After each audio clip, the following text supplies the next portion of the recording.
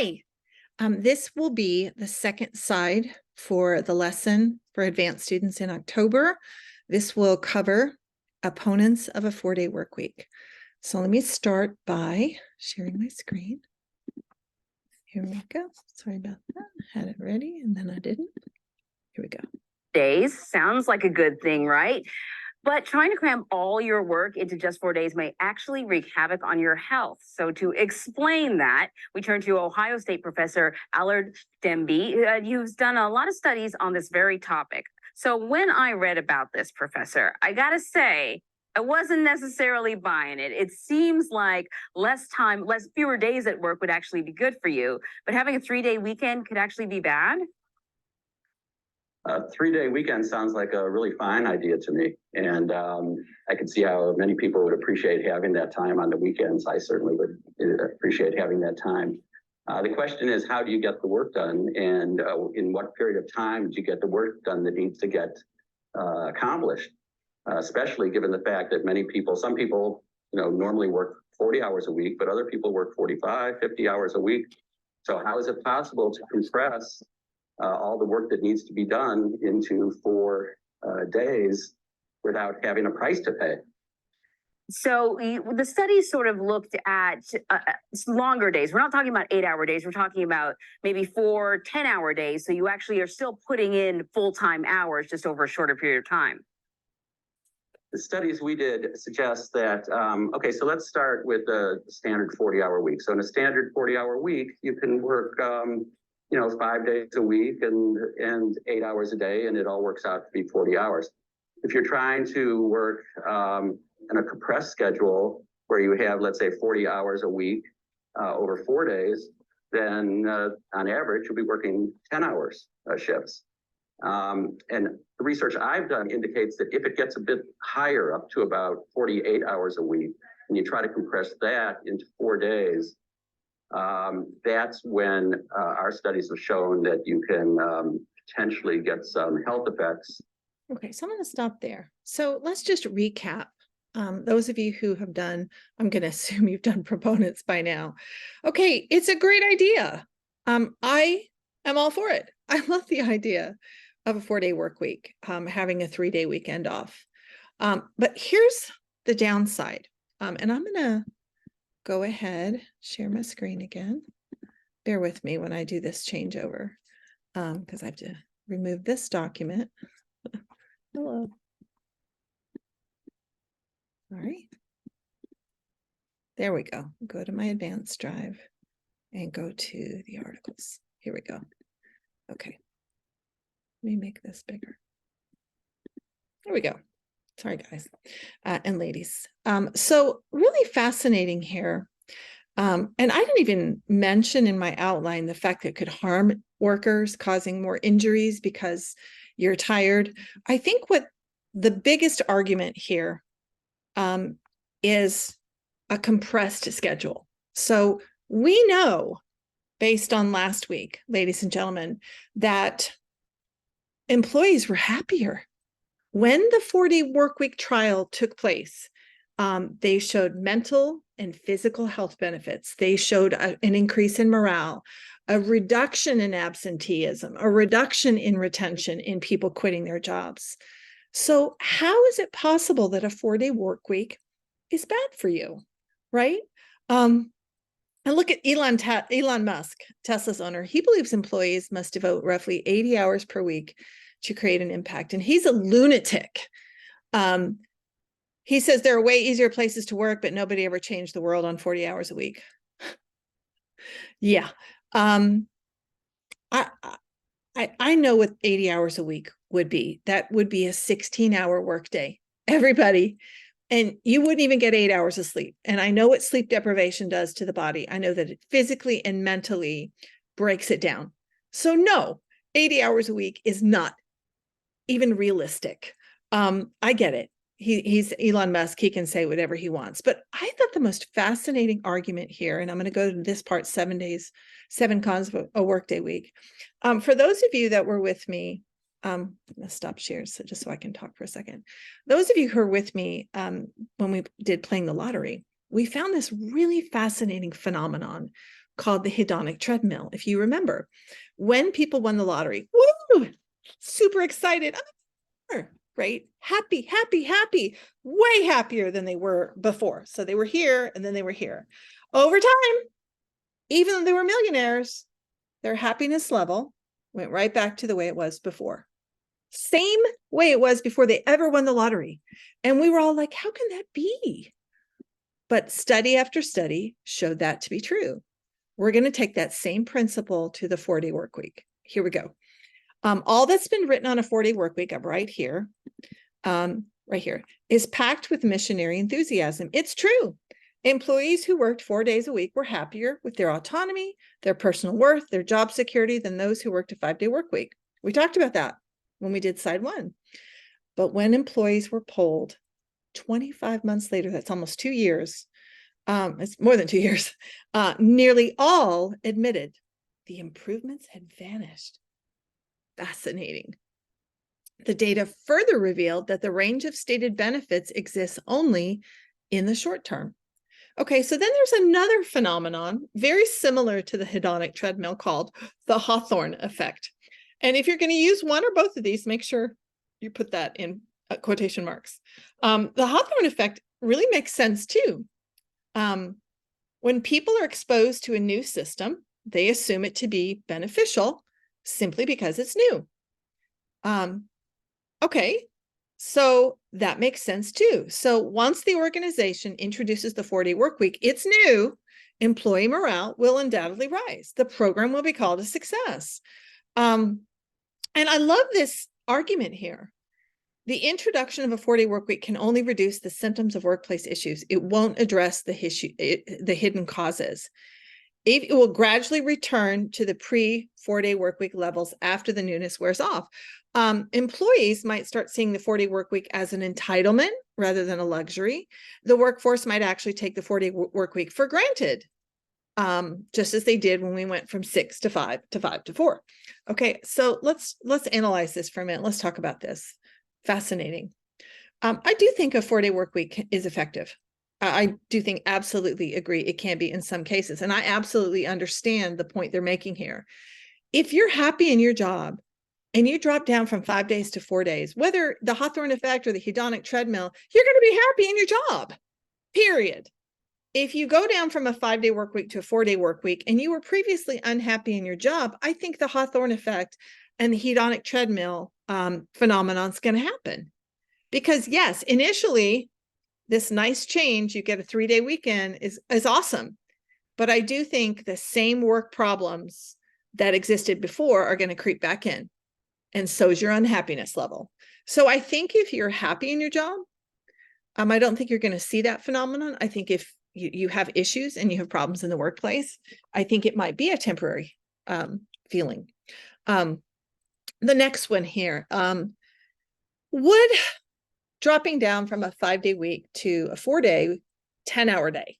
So, it's 5 days, 8 hours a day, 40, or 4 days, 10 hours a day. So a lot of people take issue with this compressed work schedule. And a lot of my students, by the way, and I'm going to stop share for a minute because I'm not reading, actually understood this because they said when they have a 5-day work week, they really felt like teachers really did cram 5 days of work into 4 days of work. And I know this as a school teacher, there's a curriculum that we have to follow. And I can 100% guarantee you that if schools went to a 4-day work week, we would compress your schedule. So I'm going to share here again. The other thing about that we learned last week, I do think there are more efficient ways to work. And I do think there is wasted time at work at school. And so maybe, yeah, you could work more efficiently, like we learned during week 1 for proponents. But really the argument here is based on a study in France. They had employees in a 4-day work week ended up working the same hours as before. The only difference, the company had to pay overtime and overhead additional cost. And then the employees working on the compressed schedule had higher levels of absenteeism in comparison to traditional work schedules. Okay, so this really isn't affecting the employee so much as the employer now. Okay, and what that says, when your employees call in sick, we're not happy. We need a day off. And if you're a salaried employee, remember everybody, a salaried employee are going to be, and I'm going to stop share here for a minute. Your salaried employee are going to be your educated. They're going to have higher level positions. So if you're a salaried employee, let's say you make $200,000 a year, that's capped. No matter how many hours you work, 40, 50, 60, 70, you're still only paid $200,000. So there's no incentive for a salaried worker to work more than 40 hours a week, unless they want a raise or a promotion. And even then, this is about a work-life balance. Okay, then you have healthcare benefits. You have paid time off, PTO, which means you have 2-3 weeks of vacation that you get paid for. Sick days, they pay for you to be sick. You are given, so these are perks, these are privileges when you're salaried. An hourly worker, on the other hand, is going to be happy with a 32-hour work week, because when it's capped at 32 hours, if the Fair Labor Standards Act did make those changes, anything over 32 hours would be considered overtime pay. That's time and a half. See, a salaried worker, that makes no difference. So a part-time worker or anyone who's an hourly worker who is not salaried, a contract worker, is going to want to work more than 32 hours because they're going to get time and a half. So let's say they make $20 an hour. After 32 hours, they make $30 an hour. So that's incentive, right, everybody? Okay, let me share the screen again. Okay, let's go back here. So it's really interesting what that means to a company. If you're calling in sick and you're a salaried employee, your company's making zero from you. So it's not effective for an employer. And another example here, Myron Fotler, he questioned the high rates of employees accepting the 4-day work week. And he basically gave it a chance, a trial period for employees to work a 4-day work week. And then he said, you can reject or accept the 4-day work week. And he was surprised to see that only 56% of employees wanted to continue. If it's so successful, that number should be higher. I thought that was fascinating too. If there's anything, okay. Number 6, fatigue and stress levels may be compromised. Okay, so yes, you get a 3-day weekend.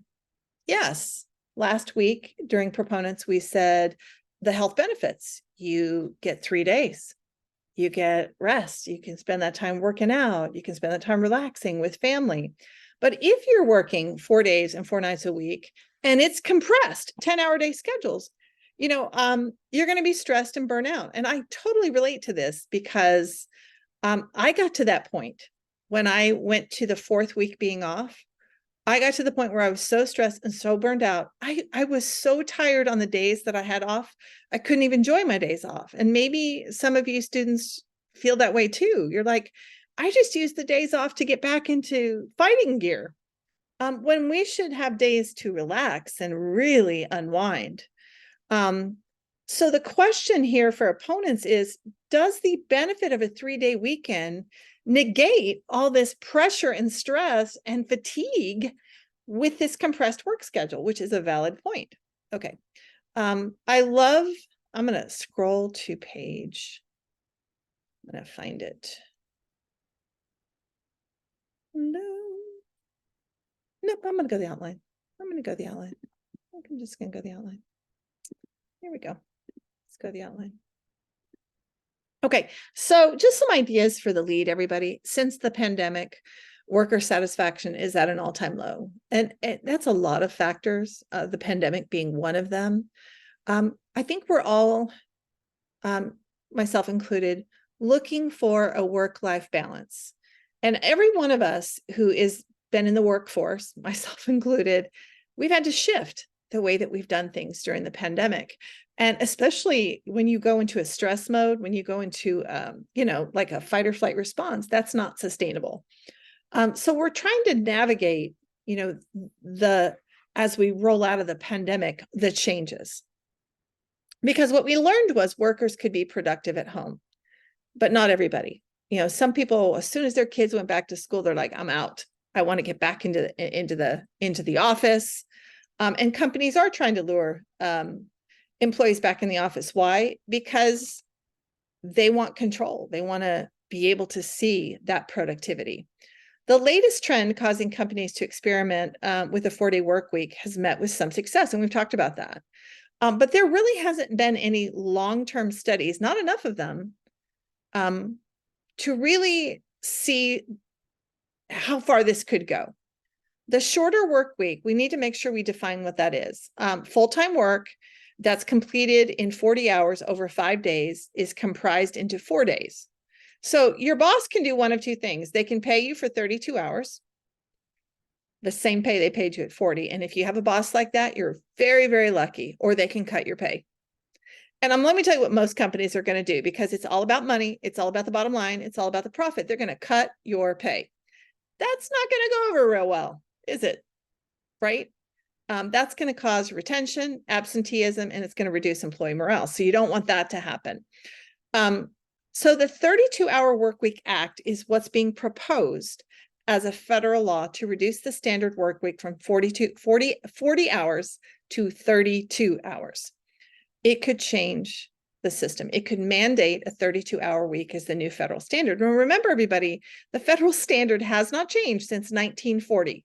The Fair Labor Standards Act has not been updated from a 40-hour work week, 5 days a week, since 1940. Okay. So body one, and just to, I've been editing essays. There's a lot of people that just give me point after point after point after point. So I want you to make sure, everybody, when you make a point, analyze what the point means. And I say this in my regular class: make a point, back it up, make a point, back it up. You're making the points, everybody, but you're not backing them up. You need to analyze what they mean. So I'm going to show you how to do that. When a company who attempted to change to a 4-day work week was polled 2 years after implementing a 4-day work week, they shared some surprising findings. The data they compiled, sorry, that's a typo, compiled, suggested the happiness employees felt initially when dropping from a 5-day work week to a 4-day work week vanished once employees acclimated to the new system. To be fair, there was success at the beginning of the trial, as employees admitted they were happier and felt more engaged in performing their job. This phenomenon is known as the Hawthorne effect. Okay, so what you would do there is you could explain it in a way where you could even do an analogy. It's just like a lottery winner, right? When they initially win, they're excited. They won millions of dollars, but studies show, years later, after the newness wears off, that lottery winner feels the same happiness they did before they ever won. Employee morale increased once they introduced the 4-day work week, but it did not address the other problems which inevitably rose. So once the newness wore off, employees returned to their normal pre-4-day work week attitudes. Okay, so you could explain it that way too. And then I mentioned the hedonic treadmill here. So eventually, employees who switched from a 5-day work week began with added enthusiasm, but ended up taking their 4-day work week for granted and felt the same motivation as they did before when they worked a 5-day work week. So you'll notice I am showing you analysis in there. Number 2, a Gallup poll, as well as other research studies, made similar conclusions, finding the benefits of a 4-day work week were short-lived or came at a cost. Okay, second time. So we're validating what was something, a different source, very effective here. Here's what the statistics showed from that Gallup poll. Among employees who worked 4 days a week, 17% reported feeling actively disengaged. 23% reported burnout.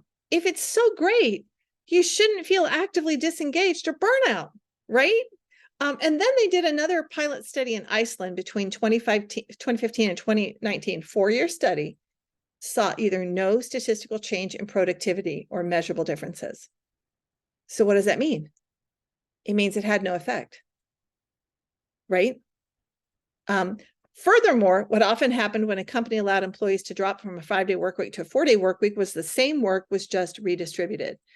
40 hours of work was crammed into 4 days. Employees ended up working more intensely in those 4 days, which added undue stress, increasing burnout. It's like a no-win, right? The bottom line is when an employer allows an employee to drop working only 4 days per week, they demand the same productivity. They want to make money. The only reason they're willing to go to 4 days a week is they want you to be more productive. And if going to a 4-day week doesn't make you more productive, what do they have to gain from it? Workers in France who participated in a 4-day work week experiment found they worked the same number of hours as before. and it led to higher levels of absenteeism. And what I mean by absenteeism, just so you know, I think some of you know this at school, people call in sick when they're not sick, right? Now there's legitimate sick, and I mean mental health sick and physical health sick. I remember my daughter, a junior year in high school, woke up just sobbing hysterically, sleep deprived, sobbing hysterically. And I was like, you're not going to school like that. Mom, I can't miss today. And I go, do you know what a mess you'd be if you go like that? Go back to bed for a couple of hours and go in late. And that's exactly what she did. And she was like, Mom, that was really smart. I go, right? Yeah. You can always call your boss. Trust me, when I have employees say, I'm just having a bad day, and I'm like, get your shift covered. Just get it covered. Do what you got to do. I understand. Life happens. But here's the deal.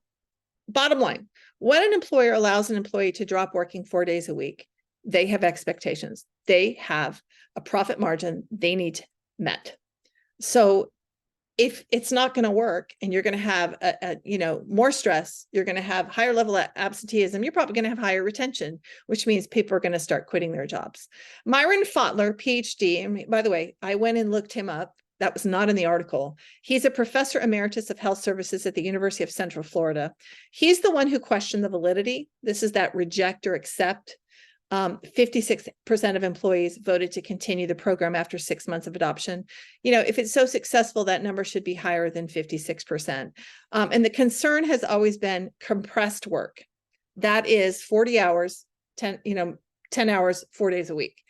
That has been shown to diminish worker productivity. Why? It places this high demand on employees to cram 40 hours a week into 4 days, 10-hour days. This is intense pressure and may not be sustainable, and will in the long run lead to employees feeling less engagement in performing their job. So many students told me, Mrs. Hensel, we don't want a 4-day week. We like the 5-day week. We like the idea that we can spread out, especially those who are junior or seniors. And I was like, I get it, because the load is tougher. So all in all, even though a shorter work week was appealing, in the long run, it proved to be less effective than predicted. So those of you who are only doing one body paragraph, this is the strongest argument. I would not do the second body paragraph if you're only going to do one body paragraph. So the second body paragraph really explains just a logical reason here. It's no one size fits all. There's no way every company can go down to a 4-day work week. So there are businesses that work 24/7. And I don't know why all my kids said McDonald's, and I just laughed and I said, no. By the way, you would be dumb to keep, if you had a McDonald's franchise, you would be dumb to stay open in the middle of the night. Why? You're going to have the lowest amount of sales in the middle of the night, unless you're on a college campus, unless you're by the airport. And McDonald's being open at night is crazy, because you're going to have to provide staff. You're going to have to make sure that you have, the cost of keeping it open, security. That's an additional cost. Unless you're making money from 12 p.m. to 5 a.m., I don't think it's worth it to stay open. But if you're in airlines, flights go 24/7. If you're a hospital, people get sick in the middle of the night. People die, on a weekend. You can't say, hey, you can't have a stroke or a heart attack on a Saturday. Sorry, doctors and nurses are having their 4-day weekend. That just is not realistic. So this is our argument here. For many industries, they can't commit to switching from a 5-day work week to a 4-day work week. I mean, I guess you could, hypothetically, if you staggered shifts. That would make it really a big headache if you were doing shift changes, but it could be done. But really, the problem is companies may not be even willing to pay for somebody to juggle all this, because that's an entirely different job itself to navigate that schedule. A company is less likely to want to reduce their work week if it costs them more money in the long run. And that's the bottom line. So it's going to cost them more money to switch from a 5-day work to a 4-day work week in these 24/7 industries. And no one's going to do that. No one's going to have incentive to do that. Okay, number 2, lower income or essential workers. Remember, these are your hourly workers. And I was trying to tell you, salaried, right? They have no incentive to work over 32 hours. your hourly or your temporary workers. Okay, the problem with this is, ladies and gentlemen, and I'm going to go back here for a second. The problem is there, remember the pandemic. We already showed disparity between upper class salaried workers, lower class essential workers. Think about it this way. Your mom and dad probably could work from home and they were safe. They were not exposed to COVID, but essential workers had to go in. Doctors and nurses, obviously make a lot of money, had to go in, and they were put in danger. So we saw this mass exodus. Remember the Great Resignation we talked about last week? This mass exodus, 40% of teachers quit, and no one blamed them. They're around sick kids all day long who didn't die of COVID, but teachers did, administrators did. And they said, it's not worth my life. I'm out of here, right? Doctors and nurses, same thing, quit, not worth my life, not worth the headache. So you have this, disparity going on anyway, but people they're not going to put up with this. Not anymore. The pandemic showed us there's different things we need to ask for.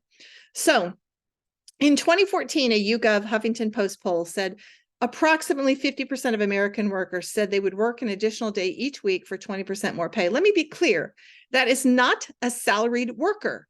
They don't get more pay. This is your hourly workers. So you know what that means? It means the 32-hour work week is going to help. Okay, it's going to help the hourly workers. Okay, let me tell you who it's not going to help. It's not going to help the employer. So here's what's happening. The 4-day work week, if not enough gets done, if productivity and efficiency decline, and we know it does over time in the long term, what an employer is going to have to do is hire temporary work on that Friday to make sure anything productivity-wise that didn't get done, they have a day to get it done. Okay, but that costs the employer. And remember, these temporary workers are fine with the extra hours because they get paid overtime. Okay, but you have temporary workers who are not invested, that employer doesn't invest in them. They don't get perks, they don't get PTO, they don't get sick days, they don't get healthcare. All they get is OT, overtime. So they're not as motivated, they're not as loyal, they're not as effective. I'm not saying they're not good, they could be good. But the company actually doesn't save money on that Friday, like we talked about with proponents. They actually have to pay temporary workers to come in and make up for the work that doesn't get done in the new 4-day week. So now the employer's out more money. And you know that employer is not going to take profits away. Finally, in the long run, it may cost companies money to change over. And this is that last argument here. And I even threw in here, really interesting, just what happened during the Great Depression when the average working week was reduced to 40 hours a week. I should say 40. It really impacted older populations. They were at a disadvantage to keep up with the intense pace. I think a younger worker could work 10 hours a day, no problem. An older worker, that might be a little more challenging. This is just a side note. This was just a little extra. You don't have to put that in there. I just thought it was an interesting little thing to add. So the reality is a 4-day work week may be sustainable for a subset of companies. Not every business can offer the flexibility, and the company will likely shortchange part-time employees or elderly employees, and they're not going to sustain the profit margin and the productivity that they want. So this is really an interesting argument here. Not all is as it seems. So in theory, it seems like the 4-day work week is awesome. And I thought that too, walking in. I thought, but as we know in this class, every side kind of has a unique perspective and point of view. So I hope that you enjoyed this prompt this week. I think I learned that it depends on the company. I think it can work, a 4-day work week. Absolutely can. I think it can be really helpful with employees as long as the employer can maintain productivity and profit margin. And I'll just end class with this. There is a necessity to have work-life balance. when I dropped my 4th extra makeup week. And there was a reason I did. I would have, I'd offer an entire makeup week and I'd have 7 or 8 students come in, and I would waste an entire week for 7 or 8 students who didn't show up for class the first 3 weeks. And I thought, this is ridiculous. Why am I wasting an entire week of my time for a few students who may or may not come anyway? Which is when I implemented the Zoom recording as the makeup class. So those of you who are doing the Zoom recording, this is why. I offered this class multiple times. You had flexible options, this class specifically, my advanced class. So if you're waiting and you can only do the online class, you might need to think about your work-life balance. Maybe. I don't want to lose you, but maybe it is time. All right. Have a great week. Thanks so much. And I'll see you in November.